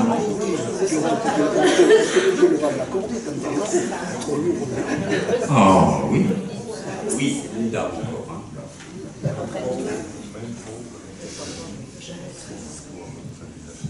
Et bonjour, une question qui est peut-être un peu périphérique à vos travaux, mais quelle serait l'incidence de ces représentations sur la qualité des relations sociales dans les entreprises, dans le mode du travail? Est-ce que c'est quelque chose que vous avez abordé, un peu d'autres sociologues ont abordé? Merci. Oui, ça fait. Oui, ça va. Bon, allez, on en prend. Et après, ça commence à être engageant. Non, c'est juste pour savoir si vous aviez beaucoup travaillé sur la linguistique, comment les gens se représentent, utilisent les mots pour richesse et pauvreté. Et je fais allusion à une enquête au Cameroun, à Douala, où en fait les pauvres, c'est les balocs, ça vient du pidgin, c'est-à-dire un anglais avatardie, bad luck, ceux qui n'ont pas eu de chance. Et c'est utilisé à la fois par les riches et par les pauvres. Donc quand les mêmes mots ont des motivations aussi différentes, ça peut être intéressant dans notre comparaison.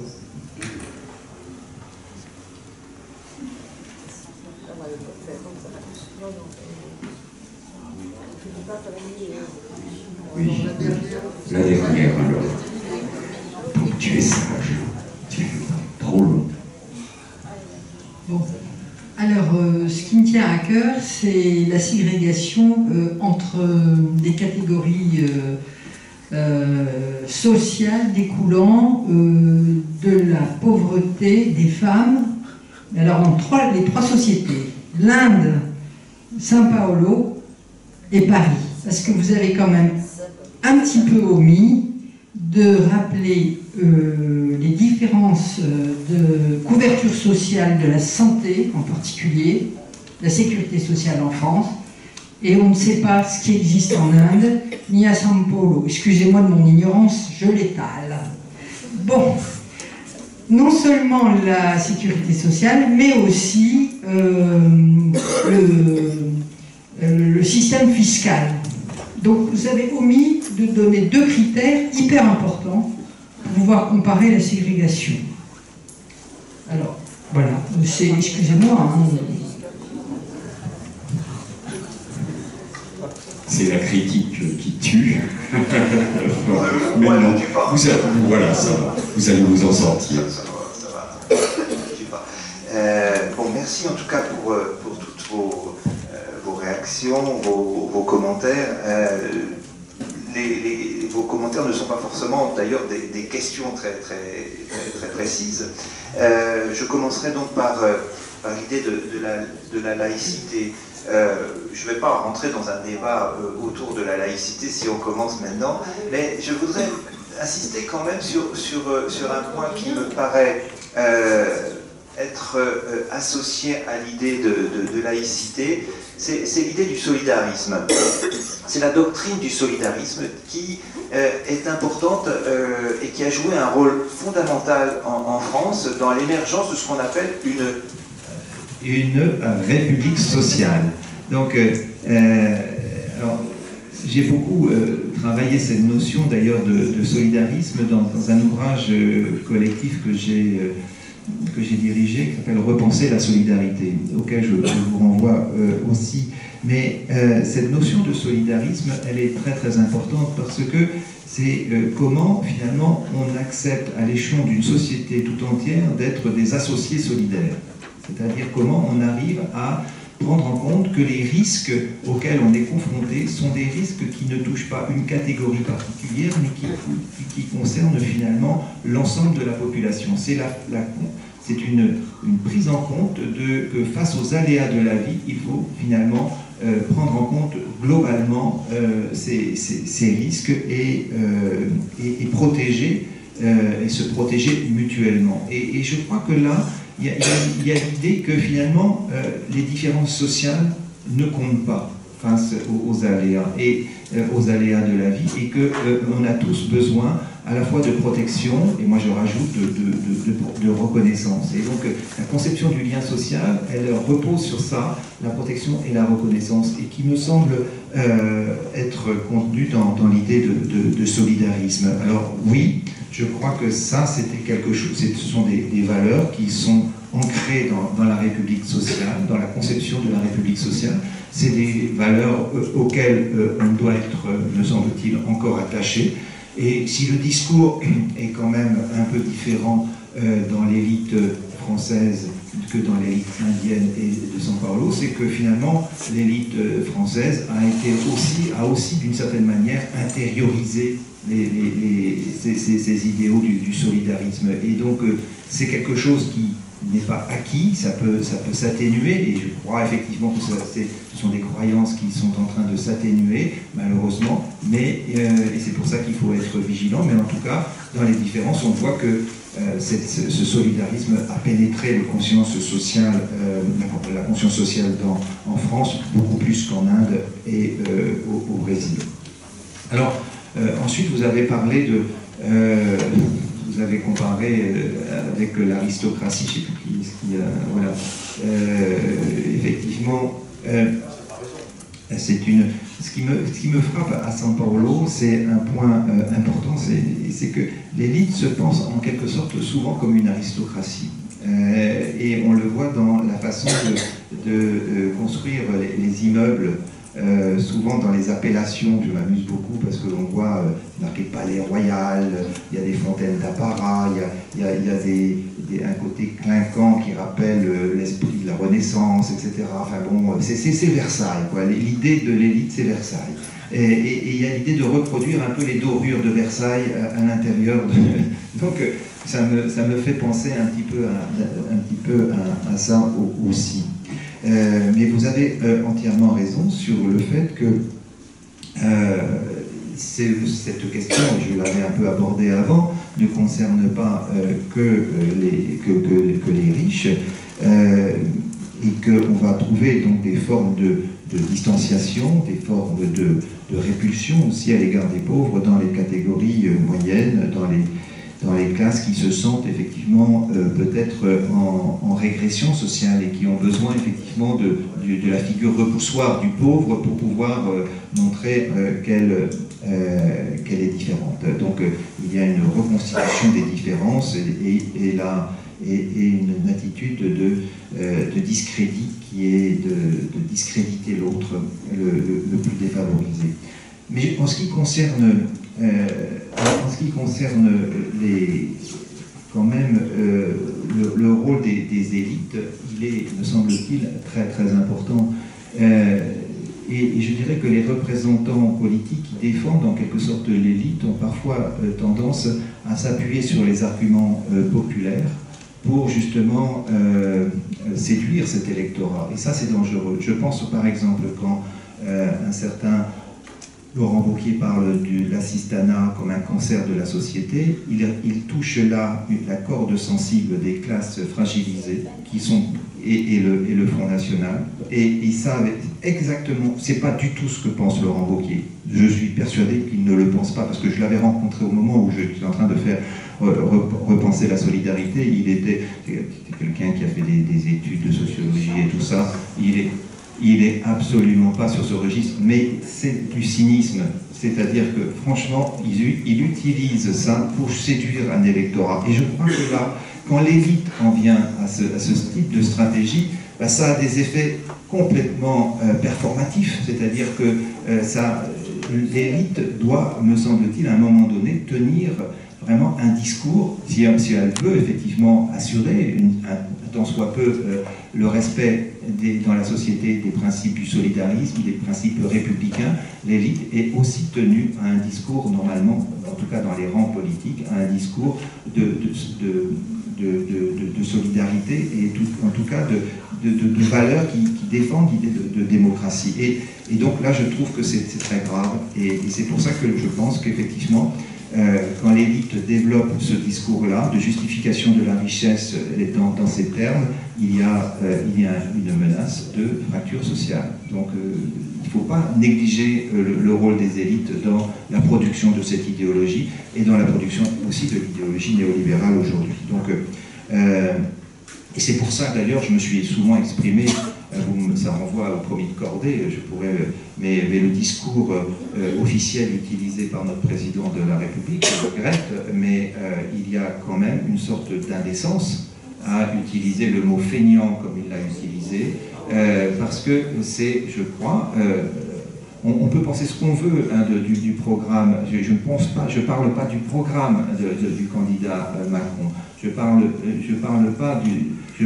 de l'usage de la parole publique. Et l'usage de la parole publique, c'est quelque chose de très très important. On ne doit pas, quand on est responsable et on doit porter les valeurs de l'unité de son pays, des valeurs républicaines, on ne doit pas utiliser ce langage. C'est mon point de vue, mais je crois que c'est performatif. C'est tout simplement performatif. Et c'est contre-productif par rapport à d'autres choses. Il a un discours qui voudrait normalement, ce qui est censé faire disparaître les clivages gauche-droite, favoriser la cohésion sociale, mais en utilisant ce langage, il s'écarte complètement de cette ambition de favoriser la cohésion sociale. Il renoue avec la lutte de classe, je regrette, mais il construit le conflit social à travers ces expressions-là. Donc, c'est mon point de vue, je ne vais pas plus loin, je l'ai dit ici, et je suis là totalement sorti de ma neutralité axiologique, mais je n'ai pas parlé du programme de Macron, mais j'ai parlé de ce discours qui me semble dévastateur et qui est à proscrire de mon point de vue. Voilà, donc, qu'est-ce qu'il y avait? Alors je dois répondre quand même tout de suite aux critiques les plus sévères qui m'ont été adressées, d'avoir fait l'impasse du système de couverture sociale en Inde et à São Paulo, mais vous avez mis l'accent sur ce qu'effectivement il faut compléter sur ces points-là. On a, dans les quartiers de São Paulo qu'on a étudiés, j'ai mis la main sur des cartes qui montrent finalement la proportion de ces personnes vivant dans ces quartiers qui ont des comptes offshore. Et elle est extrêmement, on voit très très bien que la proportion la plus élevée de comptes offshore est vraiment précisément liée à ces quartiers dans lesquels que l'on a étudié. Donc le discours qu'on a relevé dans des personnes que l'on a interrogées est aussi lié à un refus du principe de solidarité qui passe par la redistribution. C'est-à-dire un refus de ne pas payer d'impôts et de tout faire d'une certaine manière pour ne pas en payer le moins possible. Quand on vit dans un pays où il y a tant d'inégalités, on peut être effectivement un peu surpris quand on voit qu'on n'a pas un système sanitaire acceptable, le système éducatif est déplorable. Alors j'ai interrogé des personnes qui sont dans la richesse là-bas, en dehors de l'enquête, pour leur demander un peu leur avis. Et alors ils se disent, pourquoi je paierai des impôts puisque je n'ai pas mes enfants dans le secteur public?